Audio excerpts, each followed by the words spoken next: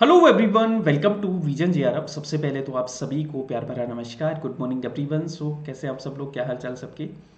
दोस्तों, आज का जो हमारा सेशन रहेगा वो है आपका परख के ऊपर। परख का मतलब क्या होता है? जांचना, यानी कि स्टूडेंट लर्निंग असेसमेंट पोर्टल के बारे में आज हम बात करने वाले हैं। और ये जो पोर्टल है दोस्तों, ये आपका एआईसीटी के द्वारा लॉन्च किया गया है एनईपी 2020 को लागू करने के लिए। तो आज हम डिस्कस करेंगे कि परख पोर्टल है क्या, कैसे काम करता है, क्या इसके फायदे हैं। ठीक है जी, चलो जो शुरू करते हैं आज की पेपर 1 की मस्ट नो सीरीज को। तो सबसे पहले तो देखो बात कर लेते हैं जेआरएफ अड्डा ऐप के बारे में। अगर आपने इंस्टॉल नहीं किया तो जेआरएफ अड्डा ऐप को इंस्टॉल कीजिए, क्योंकि यहाँ से आपको मिलेंगे daily quizzes, YouTube classes, PDF, counselling session, free classes, ये सब आपको जेआरएफ अड्डा ऐप पे मिलेंगे। साथ में दोस्तों, अगर आप दिसंबर बैच की तैयारी कर रहे हैं और अभी तैयारी आपकी अधूरी है, लगता है कि कुछ एड ऑन होना चाहिए, तो अर्ली बर्ड बैच से आप जुड़ सकते हैं, जहाँ पे कंप्लीट पेपर 1 और पेपर 2 दोनों आपको करवाए जाएंगे। ठीक है, साथ में टेस्ट सीरीज है, हैंड रिटन नोट्स है, और पेपर 2 अगर आप हिस्ट्री पढ़ना चाहते हैं तो आप मेरे से जुड़ सकते हैं। हिस्ट्री का कंप्लीट सिलेबस है जो आपको करवाया जाएगा। चलो जी, तो शुरू करें। तो बात करेंगे दोस्तों आज परख के बारे में। ठीक है, कि परख क्या है। तो परख की मैं बात करूं तो ये एक बेसिकली प्रोग्राम फॉर असेसमेंट है दोस्तों। क्या है? Program for assessment. तो इसकी फुल फॉर्म आपको पता होनी चाहिए, performance assessment review and analysis for holistic development. ये क्या है? आपका परख है। और परख को मैं सिंपल शब्दों में बोलूं तो दोस्तों, ये एक राष्ट्रीय मूल्यांकन नियामक है आपका। परख क्या है? राष्ट्रीय मूल्यांकन नियामक, नेशनल इवैल्यूएशन रेगुलेटर है दोस्तों। और इसकी घोषणा है वो राष्ट्रीय शिक्षा नीति 2020 के तहत की गई थी। सवाल उठता है कि ये क्यों की गई थी और काम क्या करेगा दोस्तों। तो इसका मुख्य उद्देश्य सभी मान्यता प्राप्त, देश के सभी मान्यता प्राप्त स्कूल बोर्डों के लिए छात्र मूल्यांकन और मूल्यांकन के लिए मानदंड, मानक और दिशा निर्देश तय करना। अभी दोस्तों आपके एग्जाम्स होते हैं, ठीक है, एग्जाम्स होते हैं सबके। आपने सबने एग्जाम दिए होंगे, 10th के एग्जाम दिए होंगे, 12th के एग्जाम दिए होंगे। तो हर स्टेट का अलग अलग आपका बोर्ड होता है।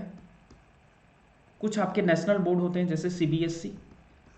होता क्या है दोस्तों, स्टेट बोर्ड में आपकी परसेंटेज बनती है कम, बनती है ना। सीबीएसई में परसेंटेज बनती है ज़्यादा। यहाँ पे कम परसेंटेज बनेगी और यहाँ पे ज़्यादा।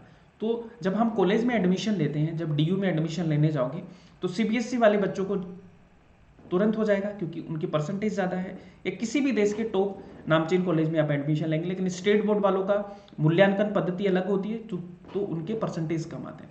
तो ये सारी खामियों को दूर करने के लिए एक नेशनल लेवल पे एक राष्ट्रीय मूल्यांकन नियामक स्थापित करने की बात की थी आपकी एनईपी 2020 में, जिसका नाम है दोस्तों परख, यानी कि performance assessment review and analysis of knowledge for holistic development. तो ये क्या है? देश के जितने भी सभी मान्यता प्राप्त स्कूल बोर्ड हैं, उनके लिए एक यूनिफॉर्म मूल्यांकन पद्धति है जिसको विकसित करना है।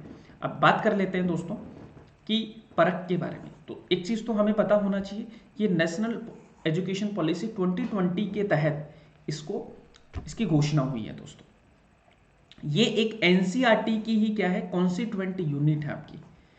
ठीक है, ये एनसीईआरटी की क्या है, एक कॉन्स्टिट्यूएंट यूनिट है ना, जो आपका नेशनल अचीवमेंट सर्वे है वो भी करवाएगी, और स्टेट अचीवमेंट सर्वे है वो भी आपका करवाएगा।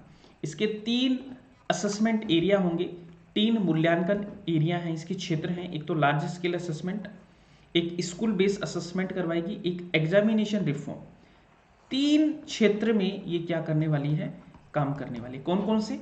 एक तो लार्ज स्केल असेसमेंट, एक स्कूल बेस्ड असेसमेंट, एक एग्जामिनेशन रिफॉर्म के लिए काम करेगा।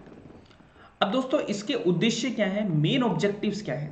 एक तो देखो यूनिफॉर्म नॉर्म्स एंड गाइडलाइंस हैं, इनको सेट करना कि भाई जितने भी स्कूल बोर्ड है इंडिया के, है ना, जैसे स्टेट बोर्ड हो गया आपके, सीबीएसई हो गया, इन सब के लिए एक समान एग्जामिनेशन सिस्टम है, उसको डेवलप करना।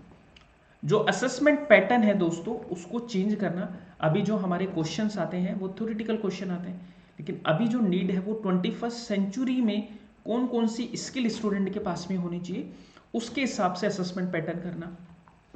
जो इवेल्युएशन पैटर्न मैंने बताया कि भाई स्टेट बोर्ड और सीबीएसई, स्टेट बोर्ड वालों की कम परसेंटेज बनेगी, सीबीएसई वालों की ज़्यादा बन जाएंगी। तो इस चीज़ को कम करने के लिए आपका परख आया है दोस्तों, है ना। ये एक बेंचमार्क असेसमेंट होगा दोस्तों, है ना, जो हमारी रोट लर्निंग को भी कम करेगा, यानी कि प्रैक्टिकल लर्निंग पे ये ज़्यादा फोकस करने वाला है आपका, ठीक है। ऐसा नहीं कि रट के गए, परसेंटेज बनाई और काम खत्म, ऐसा नहीं होने वाला।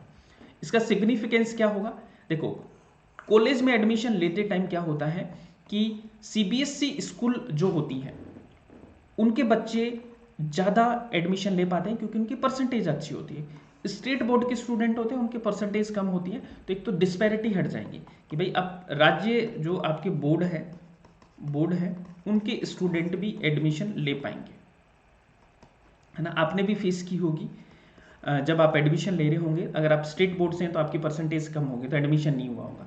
इस चीज़ को कम करने के लिए एक देखो इनोवेटिव एवोल्यूशन को डेवलप करने के लिए, एक होलिस्टिक अप्रोच को डेवलप करने के लिए एक प्रोग्रेसिव शिफ्ट है जो एजुकेशन में देखी जा रही है। तो ये इसके क्या है, आपके सिग्निफिकेंस है, ठीक है जी। तो ये चीज़ हमें याद रखनी है, भूलना नहीं है। परख आपके लिए काफ़ी ज़्यादा इंपॉर्टेंट है, ठीक है। तो ये था आज का सेशन। उम्मीद करता हूँ कि आपको ये सेशन पसंद आया होगा। अगर पसंद आया तो लाइक एंड शेयर कर दीजिए और चैनल को सब्सक्राइब तो जरूर कीजिएगा। और साथ में मुझे बताइएगा कि परख के 5 पॉइंट आप मुझे बताइए, एनी 5 पॉइंट आप मुझे कमेंट करके बताइए कि आपने परख से क्या सीखा, ठीक है। सो आज के लिए इतना ही है। बाय बाय, टेक केयर, और संडे को एंजॉय करो, थोड़ी पढ़ाई भी करनी है। बाकी फिर मिलेंगे कल के सेशन में। आज के लिए दोस्तों इतना ही।